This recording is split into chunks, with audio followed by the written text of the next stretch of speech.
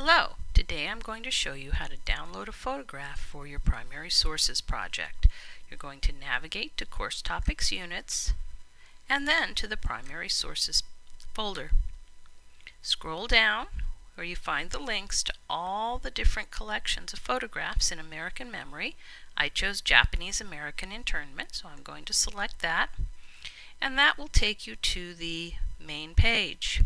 So I can scroll down, look at the photographs, and decide which one I want to choose. I'm going to choose this evacuees of Japanese descent being inoculated. Okay? Alright, this takes you to an About the Item page. If you click directly on the photograph, it'll take you to a larger page showing you the picture, and then you can get back to this page by clicking About this item. Okay, so on this page is all the information you're going to need to do your citation. The title, the creator, which is the photographer, Lang, Dorothea. She was a well-known photographer of the 30s and 40s. And then the date created and published, in this case 1942 April. If you do not see a creator's name, then over here in the notes, sometimes they'll have additional information, like photograph attributed to Dorothea Lang. So if they weren't absolutely sure she created it, they think she did, they'll say something like that, and you can put that in your citation.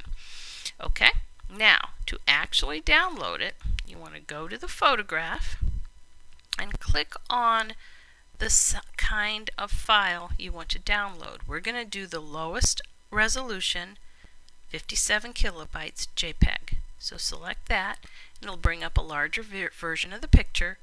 You're going to right click and you're going to save picture as. That'll take you to your My Pictures folder.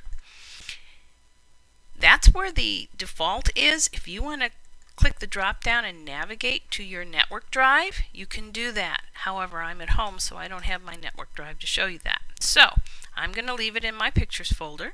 I'm going to give it a name that I will identify, like Japanese internment, and click Save. Once I have the photograph, I'll click back and I'll go back to the About This Item page. I'm going to leave this information up on the screen when I go into Blackboard to start my blog post so that I can get the citation information. So I'm going to select over here on the left hand corner, there's a My Group section, and you have a group depending on what period of class you're in and whichever group you chose for your project. So I'm going to go to the Blue Group blog. And here's the instructions, what you need to put in. Okay, you're going to create your blog entry. And you're going to call this whatever, gives a short description of the photograph. I'm going to say Japanese Americans getting shots. Okay, now down here is where you're going to put your entry. You're going to type, but you're also going to insert your photograph.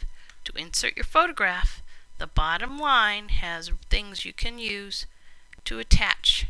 Second one is attach image. See how it hovers? It looks like a picture and it says attach image when you hover over it. So click on that. Click Browse My Computer. And that'll bring up the default My Pictures folder. So if your pictures is in there, great. If not, you can navigate to it using the drop down like you always do. Okay?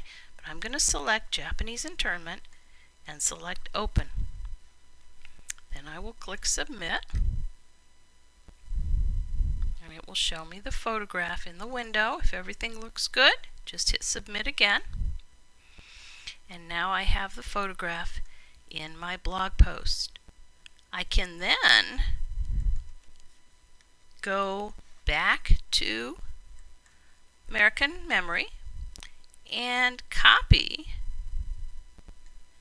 the title, because I don't really want to type all of that down, and I'm going to do caption, and then I'm going to paste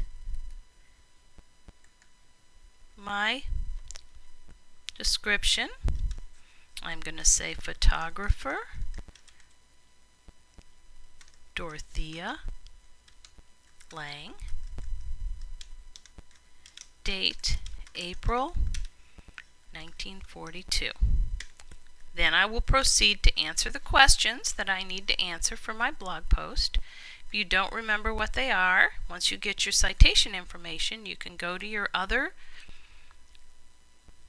tab, go to Blackboard. I happen to have it in my favorites on my computer. Navigate to your class and go back to Course Topics Units and have two windows open. So you can read the instructions as to what you're supposed to do. You're going to say, why did you select this photo? What feelings did you have while viewing this photograph? And what did you see in this photo that helped you learn more about the topic? Okay? Alright, once you have done all of that, you are going to click Post Entry. And it will have your information. If you want to add to it or change it later, if you click this little arrow here, you'll have the ability to edit it, and you can go in and add to whatever you need to, maybe answer one more question if you didn't have time. Okay, so that's how you download your photo and create your blog post. Thank you.